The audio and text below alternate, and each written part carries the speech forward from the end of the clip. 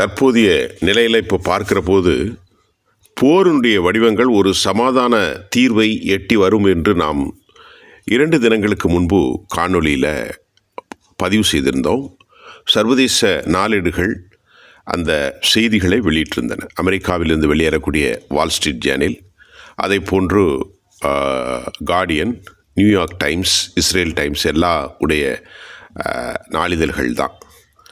இப்போ இந்த பேச்சுவார்த்தை குறிப்பாக ஜனவரி 2025க்கு முன்னால் சமாதான ஒப்பந்தம் ஏற்பட்டுவிட வேண்டும் என்பது அமெரிக்காவின் அழுத்தம், குறிப்பாக ஹமாஸோடு பலஸ்தீனத்தில்.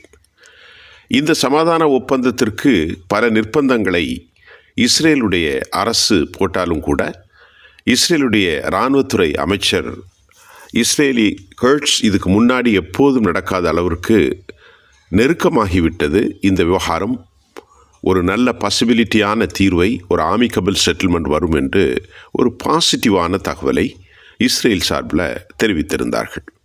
ஆனால் தற்போதைய நிலையில் ஹமாஸ் பல சந்தேகங்களை இந்த பீஸ் டாக்கில், இந்த ட்ரூ ஸ்டாக், அதாவது சமாதான ஒப்பந்தத்தை குறித்து சந்தேகம் எழுப்பியிருக்கிறது. அதாவது பலவித கண்டிஷன்களை இவற்றில் போடவில்லை.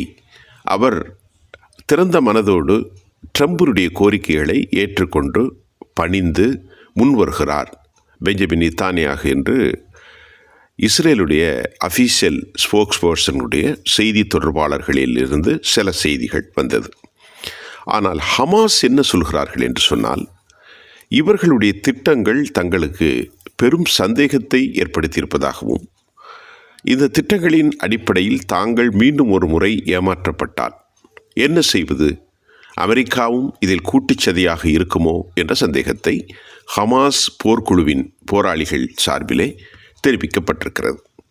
ஹமாஸினுடைய கோரிக்கைகள் என்னவென்றால், அதாவது பலஸ்தீன மண்டலத்திலிருந்து முழுமையாக இஸ்ரேல் இராணுவம் வெளியேறிவிட வேண்டும், ஒன்று.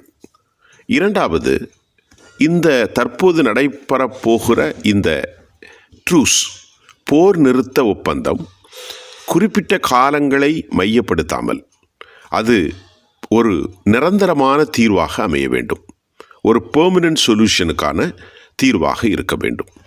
சில நாட்கள், சில மாதங்கள், சில வாரங்கள் என்றெல்லாம் இல்லாமல் நிரந்தரமாக இஸ்ரேலிய இராணுவம், அதாவது அங்கு இருக்கக்கூடிய சந்தேக மண்டலமாக அவர்களால் பார்க்கப்படும் பிலடெல்பி, நெட்சோரியம் இந்த பகுதிகளில் இருந்தெல்லாம் முழுமையாக வெளியேறி அவற்றை ஐநாவினுடைய ஒப்பந்தம் அடிப்படையில் பலஸ்தீனத்தில் வாழும் அந்த மக்களுக்காக அவர்கள் கொடுத்து விட வேண்டும். இதே நிலைதான் மேற்கு காசாவிலும் இருக்க வேண்டும், மேற்கு கரையிலும் இருக்க வேண்டும் என்றுதான் அவர்கள் விரும்புகிறார்கள். இவற்றை இவர்கள் முன்னெடுத்து போருக்கான ஒப்பந்தங்களை வலிவுபடுத்தி சர்வதேசத்தின் பாதுகாப்போடு ஒரு செயல்பாட்டை முன்னெடுக்க வேண்டும் என்று ஹமாஸ் தொடர்ந்து வலியுறுத்தி வருகிறது. ஹமாஸுடைய கோரிக்கை என்பது நிரந்தரமான போர் நிறுத்தம், அந்த மண்டலம் ஒரு பாதுகாக்கப்பட்ட ஜோனாக இருக்கணும். ஏன்னா ஏற்கனவே 46 பேர் பலியாகி இருக்கிறார்கள், 46,000, அது 50,000 55,000 என்று சொல்லப்படுகிறது. 1,10,000த்திற்கு மேற்பட்ட மக்கள் குற்றுயிரும் கொலை உயிருமாக ஊனமுட்ட நிலையிலே வாழ்கிறார்கள். மறுபடியும் போர் செய்வதற்கு அவர்களுக்கு வேலை இல்லை.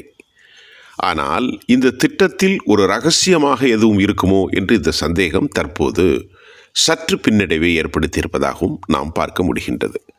இதற்கெல்லாம் தீர்வை அவர்கள் கொடுக்க வேண்டும்.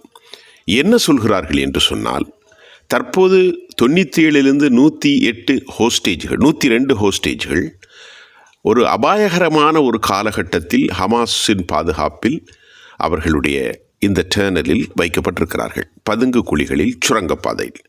அவர்களை ஒருவேளை விடுதலை செய்துவிட்டு மீண்டும் கொடூரமான தாக்குதல்களை நடத்திவிட்டால் என்ன செய்வது என்ற கேள்வியும் ஹமாஸ் எழுப்பியிருக்கிறது.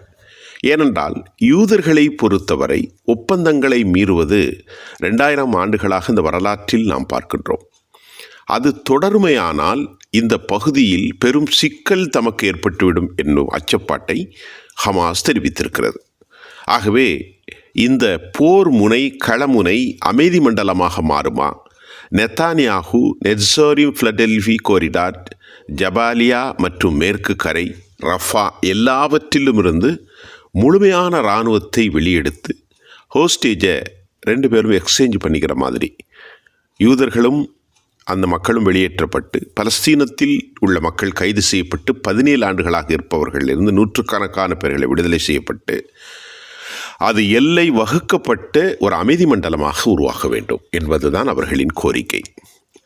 அமெரிக்கா ஒரு தீவிர எண்ணம் கொண்டு நடுநிலையாக மேற்கு கரையில் மத்திய ஆசியாவில் ஒரு பாதுகாப்பான ஒரு சூழல் உருவாக வேண்டும் என்பதை எப்படி விரும்பப் போகிறது என்பதும் பல்வேறு மில்லியன் கேள்விகளை எழுந்திருக்கிறது ஒரு பக்கம். மற்றொரு பக்கம் சிரியாவில் அவர்களுடைய இன்கர்ஷன், அதாவது 1967 போரில் அவர்கள் கைப்பற்றிய கோலன் குன்றுகளிலிருந்து நேற்று அவர் கொக்கரித்தார்.